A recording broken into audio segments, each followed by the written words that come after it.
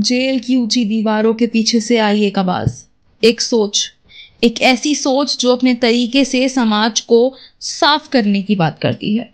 ये आवाज है लॉरेंस बिश्नोई गैंग की, और इस बार उन्होंने अपना स्टैंड लिया है प्रेमानंद महाराज जी के लिए, एक ऐसे संत जो अपनी तपस्या और भक्ति से लाखों लोगों को प्रेरित करते हैं।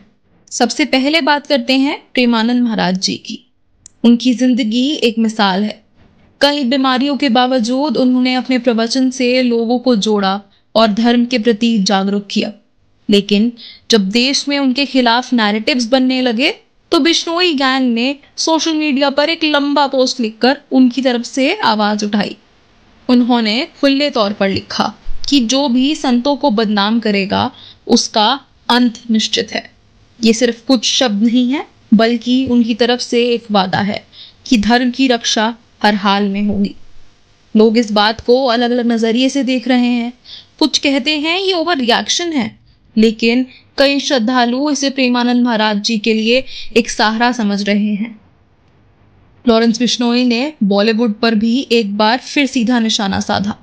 बॉलीवुड के ग्लैमर के पीछे का सच हम सब जानते हैं। ड्रग्स, पैसा और सो कॉल्ड एंटरटेनमेंट के नाम पर सोसाइटी की मर्यादा तोड़ना, ये सब चीजें आज खुली किताब बन चुकी हैं। लॉरेंस बिश्नोई गैंग ने अपने पोस्ट में सीधे ये बात रखी, अगर कोई आर्टिस्ट या सिंगर अपने गंदे इरादों से समाज को बिगाड़ता है तो उनका हिसाब होगा।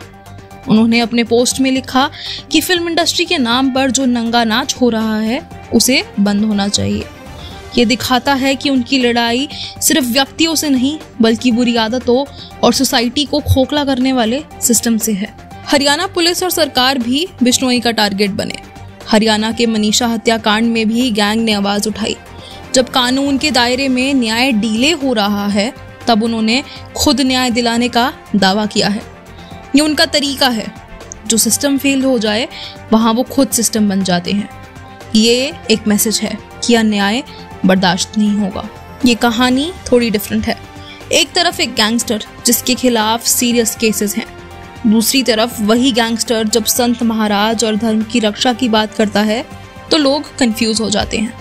ये कहना गलत नहीं होगा कि बिश्नोई गैंग अपनी इमेज एक रक्षक के रूप में दिखाना चाहता है।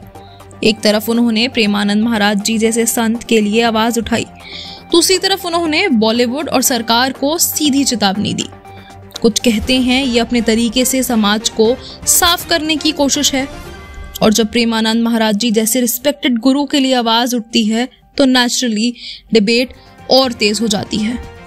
जो भी हो, एक बात तो क्लियर है, उनकी आवाज को इग्नोर करना मुश्किल है। क्या ये सच में एक धर्म की रक्षा की आवाज है या फिर सिर्फ एक नैरेटिव जो लोगों का परसेप्शन बदलने के लिए बनाया गया? कमेंट्स में अपनी राय जरूर बताएं। मिलते हैं अगली वीडियो में। नमस्कार।